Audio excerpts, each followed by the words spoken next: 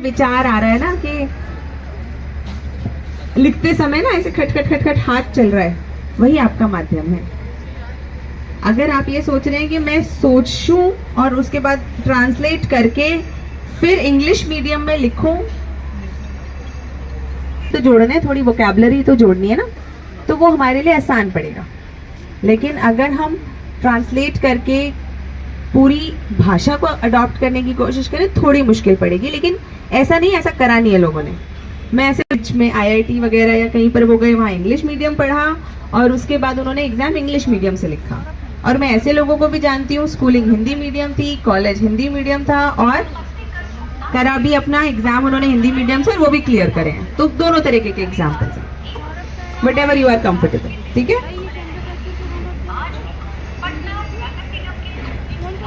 BPSC का बहुत अब कम टाइम बचा हुआ है प्रीलिम्स को लेकर, तो मैं ये सोच रहा हूँ कि उसको कैसे 70-80 दिन तो बहुत होते हैं मैम, ठीक है, बट ये तो हमें नहीं कर पाया। किस वजह से, समझ रहे हैं? तो we have to be very analytical. हमें हर तरीके से एनालिसिस करना है अपने ही परफॉर्मेंस का, कि मेरे से क्वेश्चन गलत क्यों हुआ, क्या ये क्वेश्चन मुझे पता होना चाहिए था। अब पॉलिटी का क्वेश्चन है, अगर पार्लियामेंट वाले चैप्टर से, तो आपको पता होना चाहिए।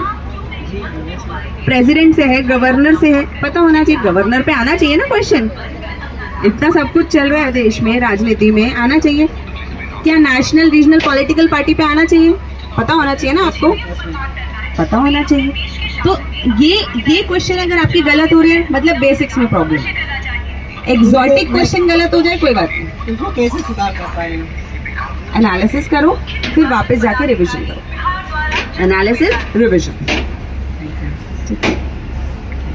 बीपीएससी यूपीएससी में लगे रहे, क्योंकि बीपीएससी का भी जर्नी तो अब वही हो गया, यूपीएससी की तरह ही हो गया। तो इसको कैसे क्या टैकल किया जाए?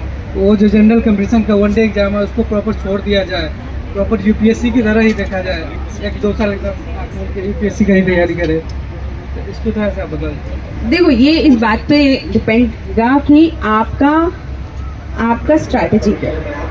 कई लोगों के मन में धुक धुक चलती रहती है कि यूपीएससी बीपीएससी तो दे रहे हैं, लेकिन एक नौकरी पकड़ लेंगे, नौकरी पकड़ लेंगे, घर वाले भी शांत रहेंगे, हम भी सेटल रहेंगे, तो इसीलिए बीच बीच में ये एग्जाम देते हैं। लेकिन अगर आपके मन में धुक धुक है, आपको लगता है कि पहले मुझे एक नौकरी चाहिए, से मैं अभी क्वेश्चन पूछूं,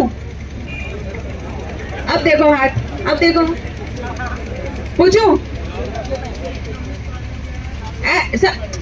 फुल एनसीईआरटी की बात हो रही है। हाँ, स्टार्ट कुछ नहीं, हम तो फिनिश की बात कर रहे हैं। घूम के देखो, सबको पता है पढ़नी है, लेकिन पढ़ी तो नहीं ना, बस यही गड़बड़ है।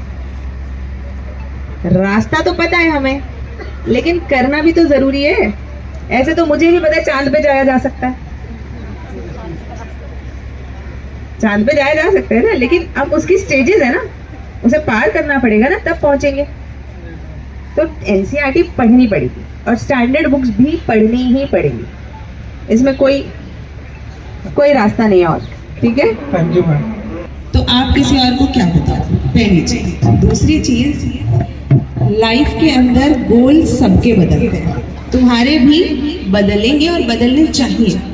नहीं तो जो आदमी एक बार क्लर्क लग गया वो क्लर्क ही लगा रहेगा, जो कुछ और लग गया वो कुछ और ही लगा रहेगा।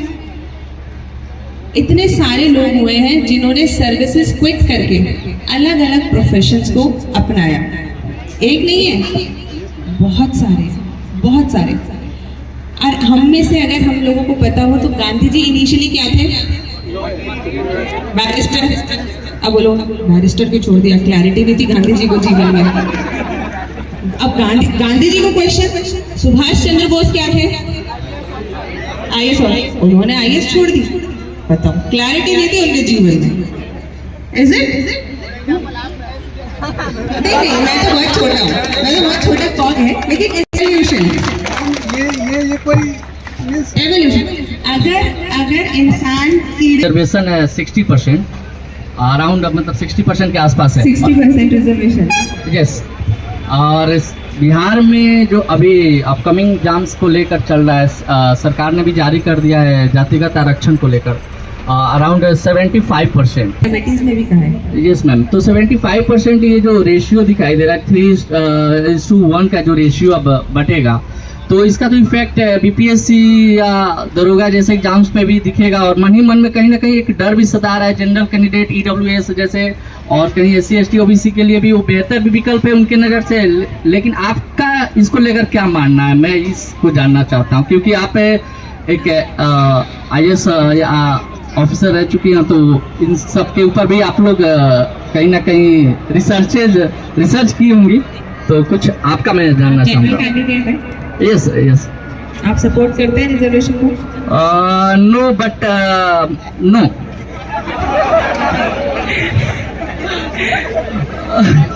एक सेकंड देखो, ये बहुत सारे मुद्दे पॉलिटिकल हो जाते हैं, है ना?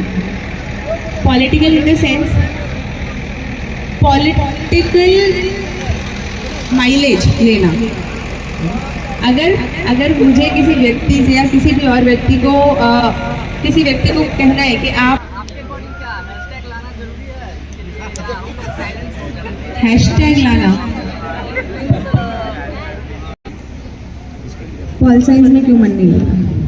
क्योंकि वो थोड़ा ज़्यादा ये उसमें डिप जाना पड़ रहा है, ये राजनीतिक। और मेरा +2 में ये मेरा थोड़ा मैथ्स बहुत डिफिकल्ट ऑप्शनल है और बहुत लंबा और ऑप्शनल है। चाहता हूँ ऑप्शनल में मैं मैथ दूँ तो जो है ना मैं ज़्यादा स्कोर कर सकता हूँ।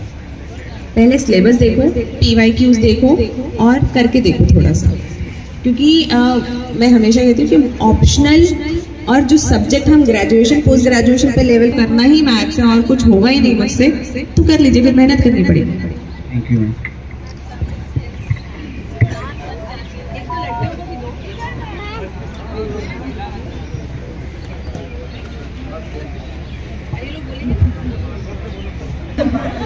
मैम, अगर कोई भी एग्ज़ाम होता है 1 या 2 साल, मतलब 1 या 2 अटेम्प्ट देने के बाद नहीं होता है, और मतलब कि आप फिर क्या बोलते हैं, डर लग रहा है मुझसे